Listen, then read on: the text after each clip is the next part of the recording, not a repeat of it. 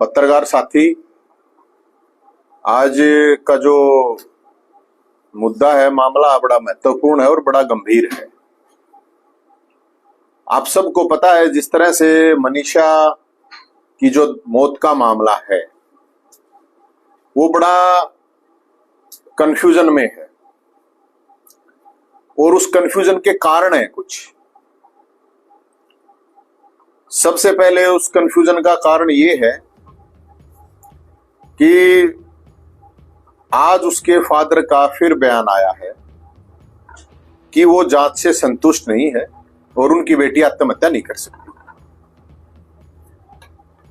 Confusion का कारण ये है कि प्रशासन की तरफ से, पुलिस की तरफ से, सरकार की तरफ से कोई भी आदमी सामने नहीं आ रहा है।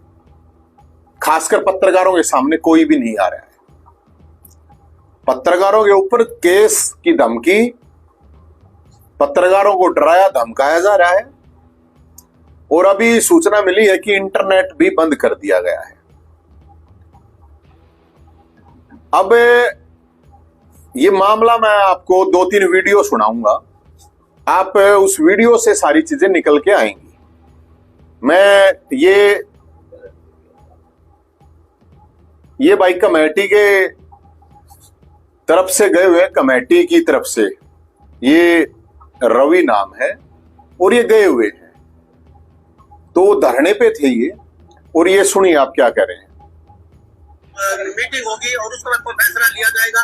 तो अभी आप बाहर आए हैं, अब 21 सदस्य कमेटी अंदर गई है, तो क्या फैसला हुआ अभी आपका? देखिए, कमेटी की मीटिंग हुई और कल भी एसपी, डीसी और प्रशासनिक अधिकारियों के साथ हमारी मीटिंग थी। उनके साथ में, और अधिकारियों का ये कहना था कि हमें सहयोग चाहिए और हमने अपनी कमेटी की तरफ से, परिवार की तरफ से प्रशासन को, पुलिस प्रशासन को ये वायदा किया था कि हम हर कदम पे सहयोग करेंगे, हर कदम पे सहयोग करने के लिए तैयार हैं। हमें तो पूरे षड्यंत्र का खुलासा और जो दोषी है उनके ऊपर हमें कार्रवाई चाहिए, हमारी मांग ये है। और अभी हमारी लगभग 10 सदस्यों की कमेटी, जो हमारी इस बहन के कुछ सैंपल जो गए थे एफएसएल लैब में, उनकी जो रिपोर्ट्स हैं, डॉक्टरों के साथ डिस्कस करके परिवार और कमेटी के साथियों के साथ वो लैब में देंगे। और अभी 10-11 सदस्य उसके लिए लैब के लिए रवाना हो रहे हैं और उसके बाद प्रशासन के साथ हमारी मीटिंग होगी और मीटिंग के बाद आगे की जो रणनीति रहेगी, क्योंकि इन्वेस्टिगेशन करना है पुलिस का काम। हम केवल ये चाहते हैं इन्वेस्टिगेशन ईमानदारी से हो, निर्दोष कोई फंसना नहीं चाहिए, दोषी कोई बचना नहीं चाहिए। और पूरा देश और प्रदेश टकटकी लगा करके इस बहन को न्याय दिलाने का इंतजार कर रहा है। तो आगे की जो बातचीत होगी वो हम प्रशासनिक अधिकारियों से मीटिंग के बाद आपको बताएंगे। रास्ता बताया है कि कुछ शांत हो सके माहौल। देखिए, हमने इस बात को बिल्कुल स्पष्ट कर दिया, अपराधी चाहे यहाँ का हो, चाहे वहाँ का हो, चाहे अंदर का हो, चाहे बाहर का हो, चाहे 100 मीटर का हो, चाहे 2 किलोमीटर का हो, चाहे 200 किलोमीटर का हो, हमें अपराधी सामने चाहिए और इन्वेस्टिगेशन ईमानदारी से होनी चाहिए। ऐसा भी ना हो कि किसी निर्दोष को फंसा दिया जाए और असल अपराधी यहाँ से बच जाए। हमारी मांग केवल और केवल ये है कि दूध का दूध और पानी का पानी होना चाहिए। हमारी इस बहन को न्याय मिलेगा तो करोड़ों लाखों बहनों का जीवन, उनकी इज्जत और उनका सम्मान बचेगा। सुसाइड नोट की न्यूज चल रही है। देखिए, बहुत सारी बातें चल रही है, बहुत सारे रूमर्स भी चल रहे हैं। इन्वेस्टिगेशन करना पुलिस का काम है, सबूतों के साथ ईमानदारी से इन्वेस्टिगेशन हो। हम किसी कहानी पे भी विश्वास नहीं करेंगे और हम असलियत से भी नहीं भागेंगे। दोनों बातें, सच्चाई से भी नहीं भागेंगे। पुलिस ने सुसाइड नोट के बारे में चर्चा की नहीं, हमारी 2 बार मीटिंगें हुई, हमारी कोई चर्चा नहीं हुई। क्या पुलिस ने कोई इनिशियल कोई स्टेप दिखाया हो? नहीं, पुलिस ने केवल ये बात कही थी, अपराधी 2 किलोमीटर में है एसपी की तरफ से और आपके धरने पे भी हो सकता है। और उस समय हमने ये वायदा किया था कि अपराधी चाहे जो भी हो, हम किसी को बचाने के लिए नहीं बैठे, हम दोषी को सजा दिलाने के लिए बैठे हैं। ये इस वीडियो में ये कमेटी के साथ जो मीटिंग हुई पुलिस की, ये भाई कह रहा है कि 2 मीटिंग में सुसाइड नोट का कोई जिक्र नहीं हुआ। ये आपने सुना हुआ, एक बात। दूसरी बात, इन्होंने कहा कि एसपी साहब ने ये कहा कि अपराधी 2 किलोमीटर के दायरे में भी उसका है, धरना स्थल पर भी उसका है। ये एसपी ने कहा है, ये कह रहा है। आप सुन रहे होगे। वो बडोली साहब की ओर दिखाओ।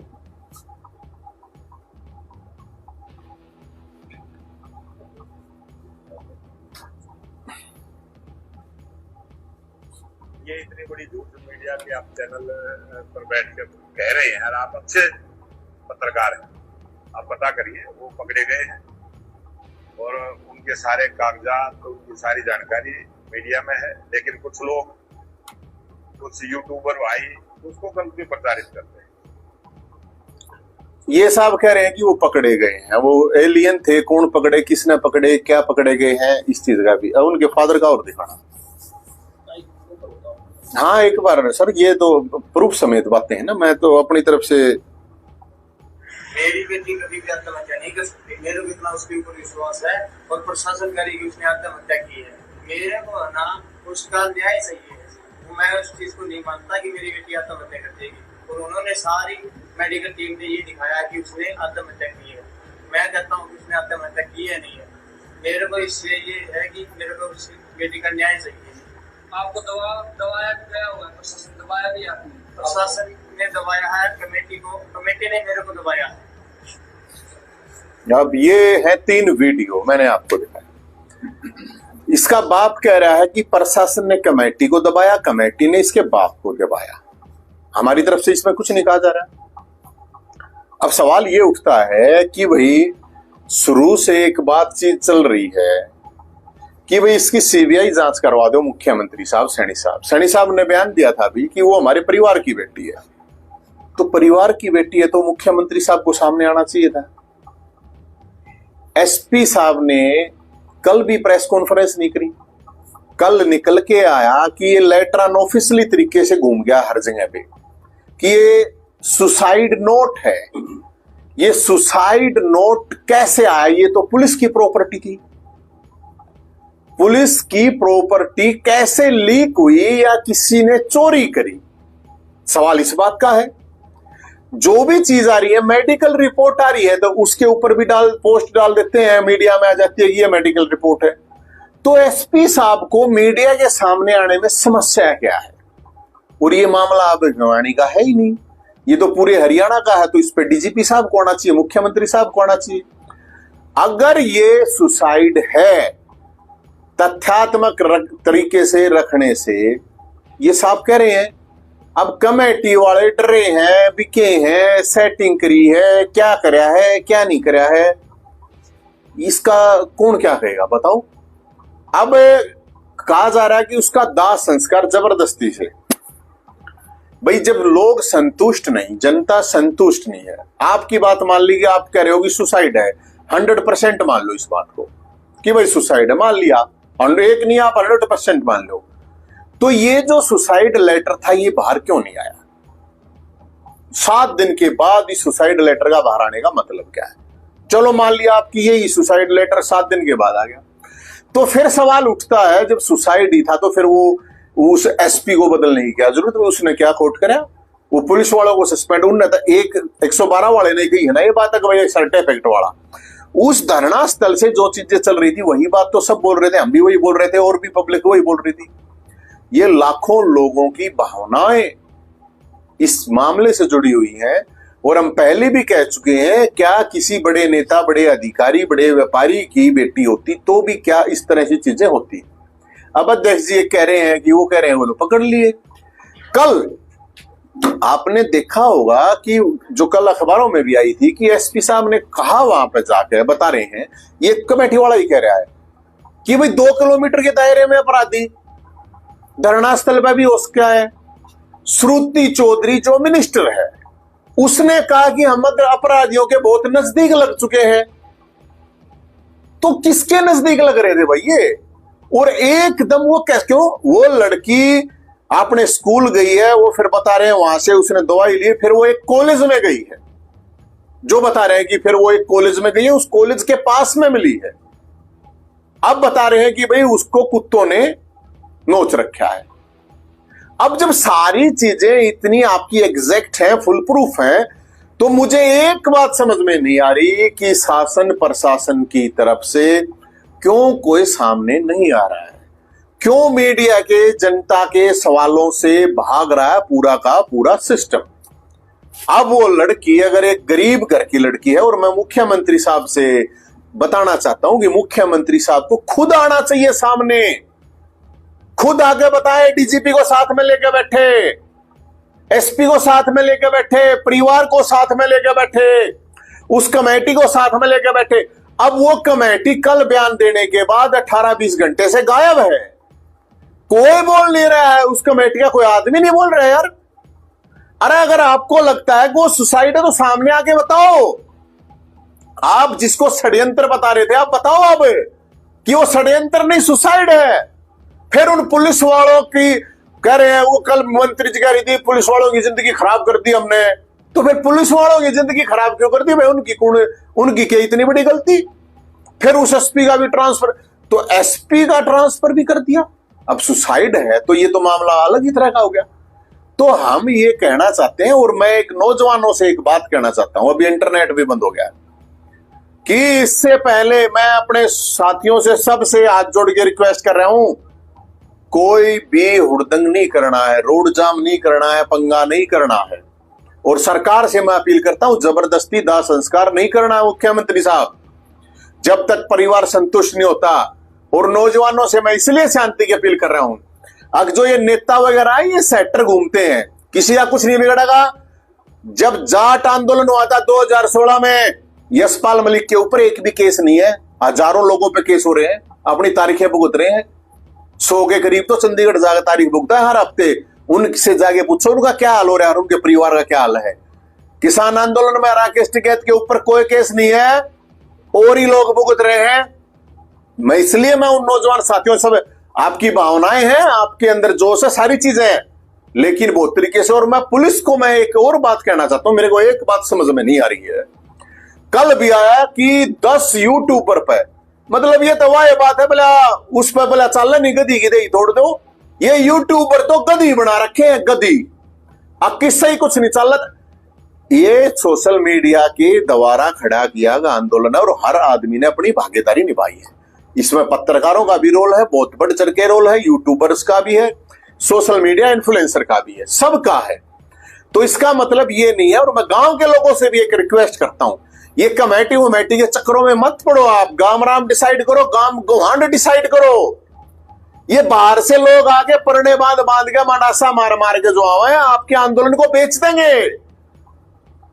कुछ लोग सुपारी किलर होते हैं, सुपारी किलर आंदोलन के, आपने सुनी होगी कि सुपारी किलर, लेकिन कुछ आंदोलनों के सुपारी किलर होते हैं जो सरकारों के द्वारा प्रेजेंट इंजेक्ट किए जाते हैं। अरे हम इतने सालों से इतने केस भुगत रहे हैं, ये इतने बड़े आंदोलनकारी हैं, कौन सी तारीख भुगते हैं, कौन से केस भुगते हैं? इनका काम आंदोलन बेचना है, सेटिंग करनी है और कुछ नहीं करना। नौजवानों को के ऊपर केस लगवा देंगे, अपने आप इनका कुछ नहीं होगा। मैं सबसे मैं यही कह रहा हूं।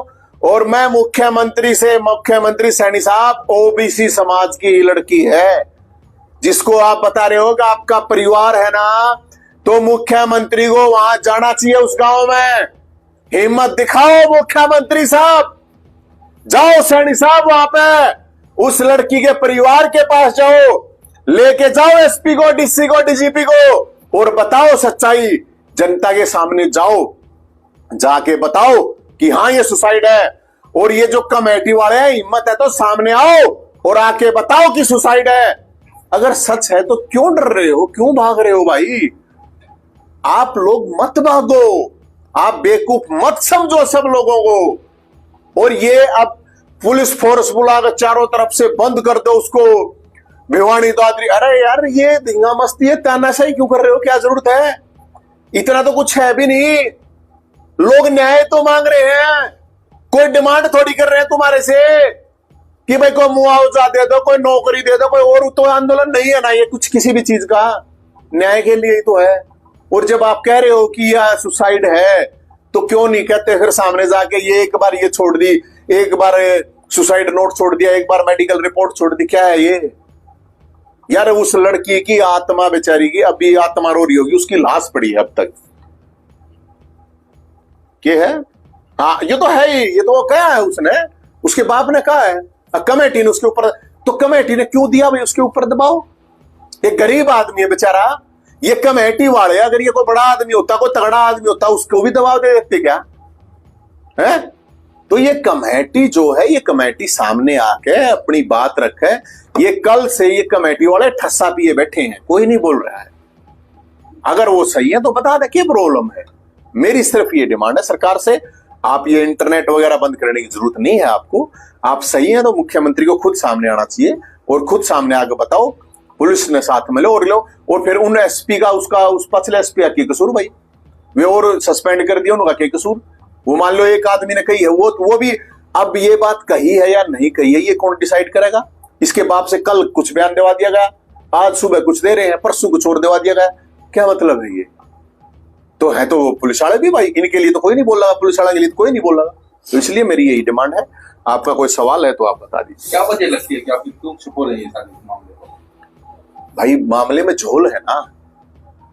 अब एक बात बताओ, अब बता रहे हैं कि अनऑफिशियली तरीके से कि पुलिस से कि हमारे पास सुसाइड नोट पहले से ही था, तो जो पुराना एसपी था उसको ये सुसाइड नोट पढ़ना नहीं आता था क्या भाई? वो कोई सेटिंग वेटिंग का एसपी लगा हुआ है क्या, या मतलब आईपीएस लगा है, या मुझे नहीं पता वो डायरेक्ट आईपीएस है या प्रमोटी है भाई? पहले तो लाग जाया करते सीधे एचसीएस भी लाग गए थे, एचपीएस भी लाग गए थे, खूब लगे आते, ऐसी बात नहीं है।